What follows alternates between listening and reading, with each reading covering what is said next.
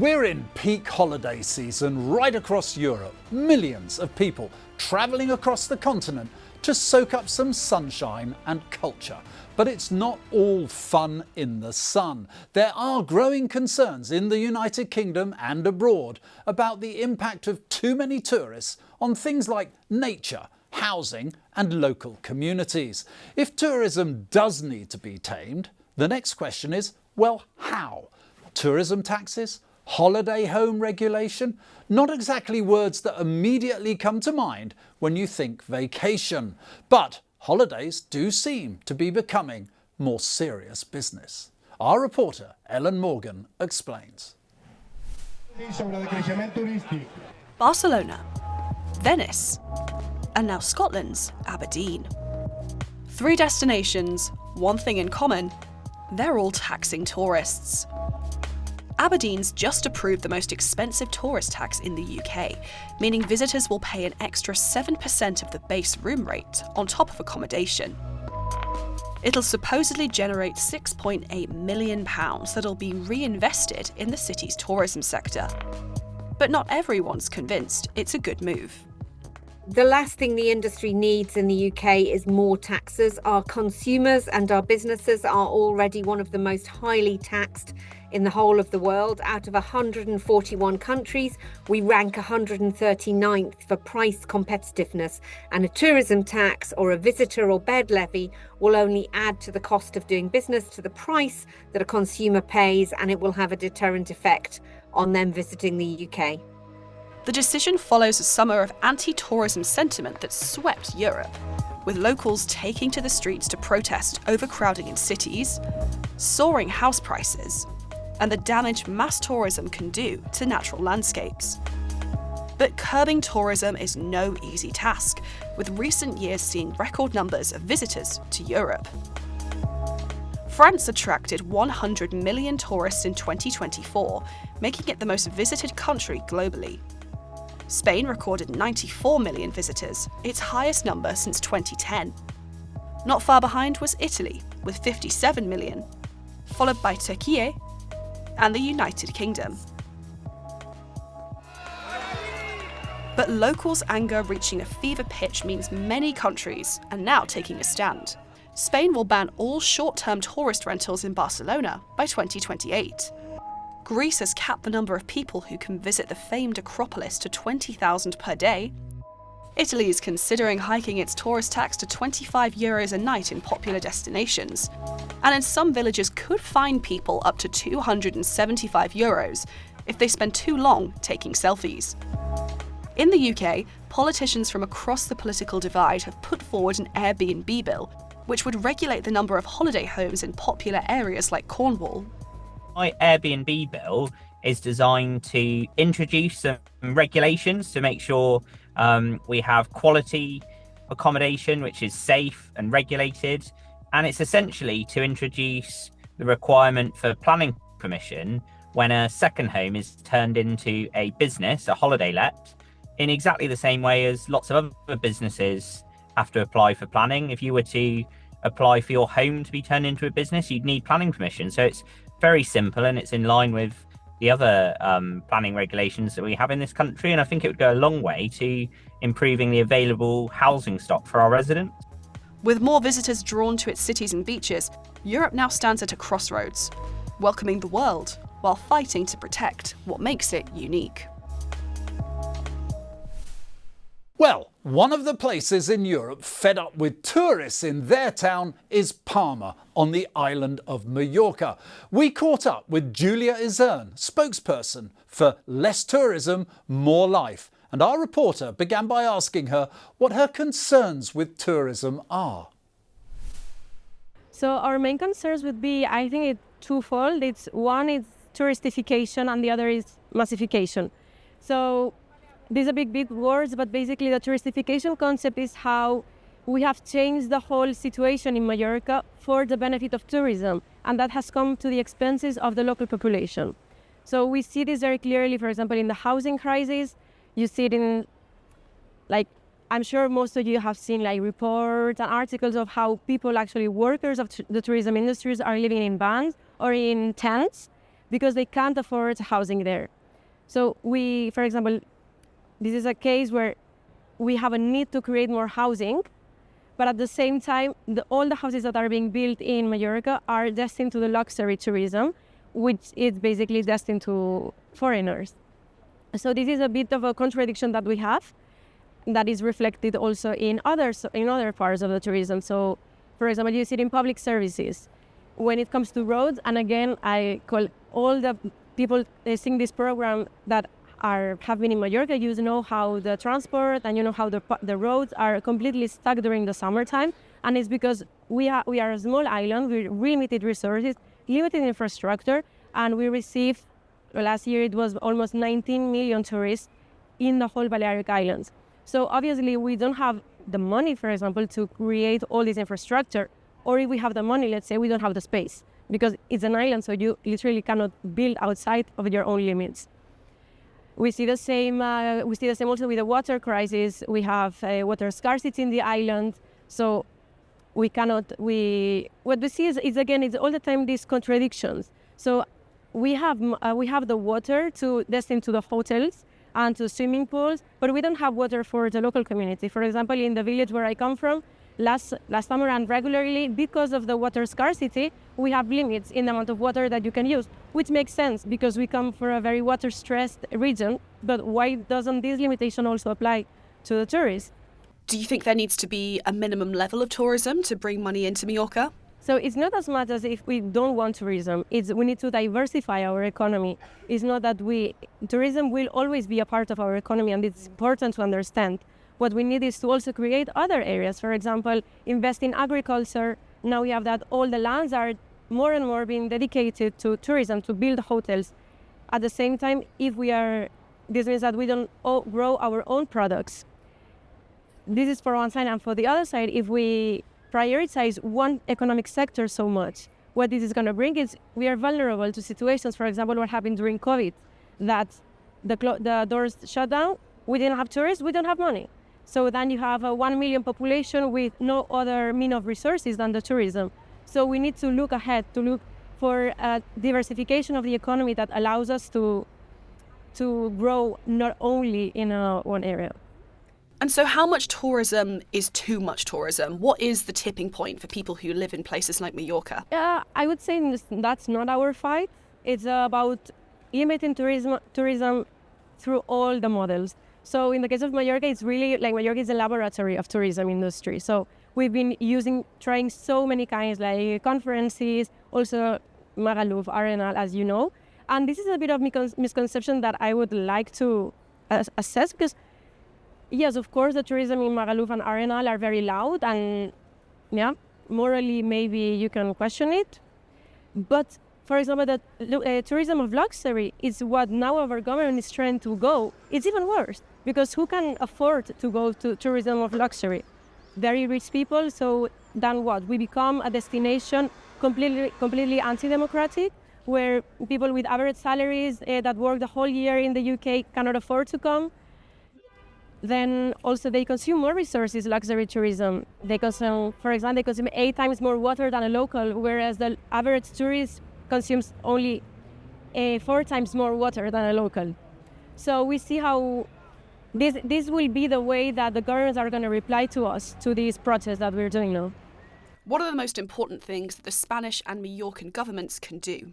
First of all, to listen to the concerns that for citizens of protest.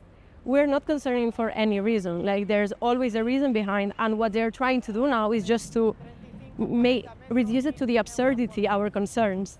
They're saying you're anti-tourist, you don't understand anything. If people are concerned about this, is because they don't have enough money in their place. They cannot afford a house. So what they need to do is to regulate.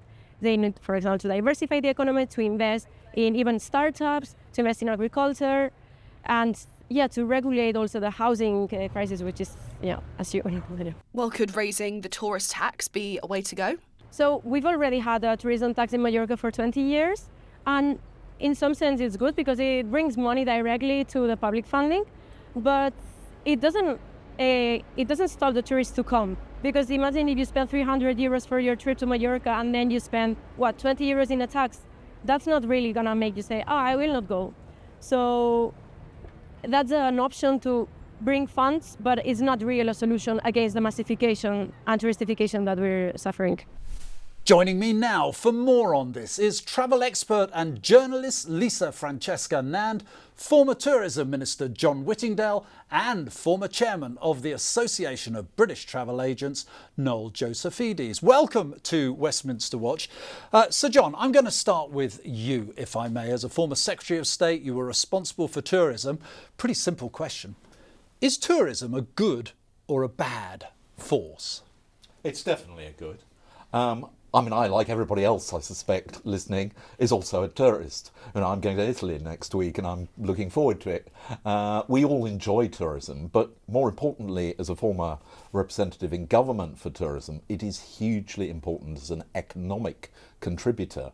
Tourism employs vast numbers of people. It brings an enormous amount of money into the country. It generates wealth. It is undoubtedly one of our most important industries. Lisa, the key here, though, isn't it, that not everyone thinks that. We've interviewed people in Spain, and one of the representative groups there that are objecting to the volume of tourists actually say tourism is suffocating Europe. It's ruining communities. I mean, do you have any sympathy with that point of view? I have a little bit of sympathy. I'm quite contradicted both as somebody who loves to travel and a travel expert, but also somebody who grew up on the Costa del Sol in a very touristy area. And I can see where the complaints are coming from. But I think we have to get it in perspective. It's a very small community of people who are protesting. And initially the protests weren't about tourism on a whole, but making sure that local people have rights, have accommodation, have the correct infrastructure. And I think that's something we can all get behind. And initially, they weren't saying don't come here. I think that's been picked up negatively by a lot of the press. They weren't saying don't come. They're saying if you are coming, can we make sure that our government protects us as well? Because there are places where it's too expensive for locals to live now, not just in Europe, but in this country too. But tell me, Noel, you represent the companies, many of them, or you did as chairman of ABTA, who are actually sending everyone to these tourism hotspots. I mean, the reality is it's business for your former members. They're just going to send them where people want to go. And if that means suffocating parts of Europe, it's going to happen, isn't it? Yes, I think the main problem is that the private sector will carry on growing, will carry on sending tourists, and it's up to the destination to tell them to stop or what they want to do with themselves. And at the moment there is not enough control from destinations. They have to take control of their destiny and decide exactly how they want their tourism to be. And at the moment they don't seem to know about it. They don't seem to know a lot about tourism in order to be able to control it. But John, if government try and control tourism, I mean, they haven't that many levers to control where people to go. I mean, would you support the expansion of things like in the United Kingdom, where they have similar issues about unsustainable tourism, for want of a better word? Would you support the introduction of taxes in a local area to make it more expensive for people to go there, so you reduce volume? No. Because actually what government is generally trying to do is to promote tourism and encourage people to come. The government provides support to Visit Britain, whose job it is to market the UK around the world as a good place to visit. And whilst I understand that there will be some people who feel that a massive influx of tourists is inconvenient and maybe preventing them from doing what they want, nevertheless, I think if you go and talk to any business in that area, the accommodation providers, the restaurants, the pubs, the bars, the destinations, the visitor attractions, they will say that this is a huge contribution to the local economy which we need to support. Lisa, you speak fondly of Spain and you spent some of your life there. In that country, the government are sending mixed signals, aren't they? There's a reduced VAT for hospitality and tourism in Spain, where many people are objecting to the volume of tourists. And yet over here in Britain, it's probably one of the highest taxed countries for tourism. How do you feel about the role of taxes? I think if a tourist tax is done correctly, it can be quite good. I mean, we often visit places in and around Europe at the moment where you won't necessarily know there's a tourist tax because it goes onto the price of your hotel room. And people, when they're booking a But is that hotel doing it good, for, Lisa, or is that just hiding it? Stealth tax? It's hiding it, but it depends what's done with the tax, isn't it? And do we know if there's a tax? If you're a tourist, you know, A, if there's a tax, B, what's being done to it. Tourists probably don't really care if a few pounds are added to their bill of going away for the weekend, but local people might want to benefit from that tax, and it'd be good if local people could find out where is that going. So Noel, you've got some thoughts on this, clearly. Yes, the local taxes that are being levied at the moment don't make any difference at all. To what? To the community? To the volume of arrivals. You have places like Bhutan which charge $100 a day. That's something different. But the normal hotel taxes, what has to happen is that the way they're used is completely transparent. It's one of the tools that local destinations have, but it's by far not the main tool, and it doesn't make a lot of difference to arrivals. But it's only a tool, isn't it, John? If local taxes are imposed, be it on hotels or via hotel taxes or whatever, if that money is hypothecated, if that money is put to one side just for tourism, that's not something the British government tend to do, is it? It isn't, and you will find great resistance from the Treasury to the idea of allowing specific taxes to be used for a particular purpose. But I mean, as you said, VAT, which is a tax everybody pays, is higher here than in most other of our competing tourist destinations, which is why the tourist industry has been arguing very strongly that it is a competitive market and we need to keep taxes low. Let's turn to a very substantial problem. There are people, for example, in Ibiza,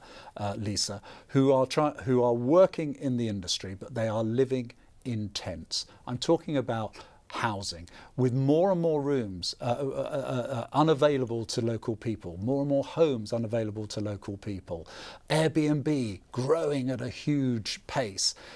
We are literally pricing out the workforce, let alone families of local communities, aren't we? We are, and it's happening in this country as well. And, you know, it's something like Airbnb, you know, it's become a verb now and an adjective, but actually it was a disruptor in the market. It was where people would go and stay in somebody's spare room. Now it's become a big business, and it has changed city centres and indeed coastal places all over Europe and in the UK. And if you look at the protests, you know, going back to the protests in Barcelona, in Madrid, there's great swathes of the city that are just given over to these properties.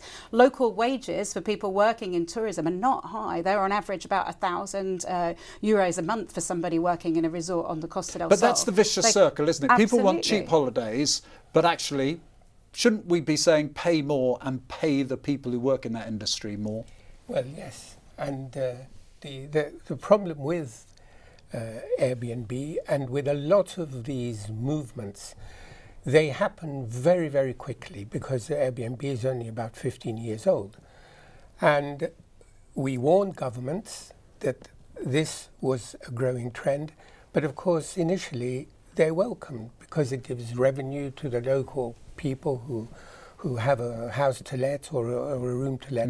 But then it just grows out of proportion, and we've had many conversations over the last 10 years trying to explain what's happening. John, before we come to the what to do about it, Noel says he was warning government. That probably would have been the last Conservative government, I imagine, when Airbnb came in. Did you ignore those warnings? Well, I was very conscious of the controversy around, I mean, we call them in the government, the sort of technical term is furnished holiday lets, that is Airbnbs. And what happened was that landlords discovered that actually they could make a lot of money by using their properties for short-term lets rather than putting them onto the market for long-term rental. And that has meant that the private rental market has been hit, making it far more difficult for people to find housing.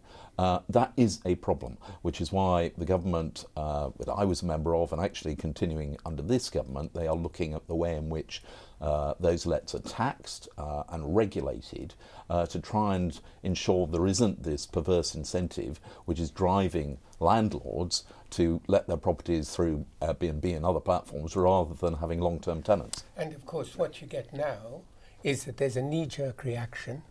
Rates are tripled in order to dissuade people from buying properties to use as Airbnbs, and then suddenly they can't afford to maintain these properties, they want to sell them, and what you get is a great number of properties which are on the market at a rate which local people who are meant to be benefiting from this action can't afford to pay.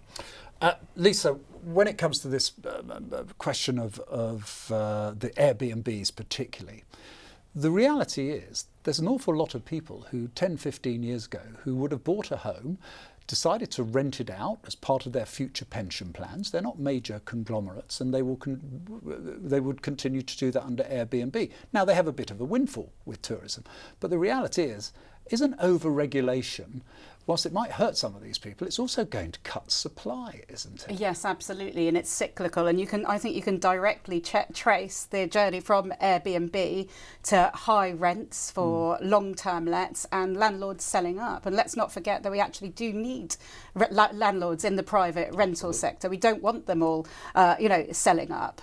So we actually do need that property for local people, for people to live a normal life, not just be given over to either holiday lets or a house that they can't afford to buy. So I think it's you can almost directly trace that process from Airbnb to high rents for other people. John, sorry. What's happening at the moment in Europe is areas like Greece, for instance, which have enjoyed a boom, the owners have suddenly found that there is now an oversupply of this accommodation, and they're beginning to turn to longer term rents. And this movement, the Airbnb movement, is moving Eastern Europe, really. So you're actually, the market could be working, market forces could be working here. The market is beginning to work. Noel, my last question to you, if I may. Looking ahead, what do you see the future of tourism being? Because we're clearly going through a process of change, aren't we? I think there's a lot of hurdles coming. Certainly the emissions hurdle is going to be very serious. Does that mean people will stop flying long haul? Well, to put it bluntly, if you really want to meet the targets that are being set, it means less flying. And that will run completely contrary to what the industry is doing. You're looking at, in 2050, the aviation industry being the highest emitter in the world, basically. So we have a lot of hurdles, and we have to be very careful, and we have to educate governments to understand tourism, because they believe it's something that just happens, and it's an easy way of making money. I said last question to you, I'm going to stretch it. We have to educate governments. Has there been a lazy assumption across governments of all colours, John, that actually tourism's fine, it's always going to grow, and actually we don't need to strategise it? Well, that would be a lazy and incorrect assumption, because tourism is very important. To provide a slightly more positive forecast than Noel has, one of the things we are seeing happening is a revolution in work through the introduction, particularly of artificial intelligence. We're being told that everybody is going to have far more leisure time because AI is going to be doing a lot of the jobs, and therefore that means, I think, people are going to want to spend more time visiting, seeing new places. And so I think the outlook for tourism is very strong, although I don't in any way dissent from Noel's view that at the same time there are challenges like climate change. Positive outlook, in a word? Future is bright? I think absolutely. There are going to be some considerations. People possibly are going to change the way they travel, looking at trains instead of planes. Yes. They might be looking at different destinations, more northern European destinations, and even in the UK going to be very popular. But yes, very positive outlook. Well, wherever you may be holidaying, if you haven't holidayed already, thanks very much for joining us here on Westminster Watch. Sir John Whittingdale, Lisa Francesca Nand and Noel Thank you very much for joining us here. Thank Thanks you. again Thank you to very much. all my guests for joining me. And don't forget to subscribe to the TRT World YouTube channel for more lively debate and conversation. But for now, from me and all the team here, goodbye and thank you for watching.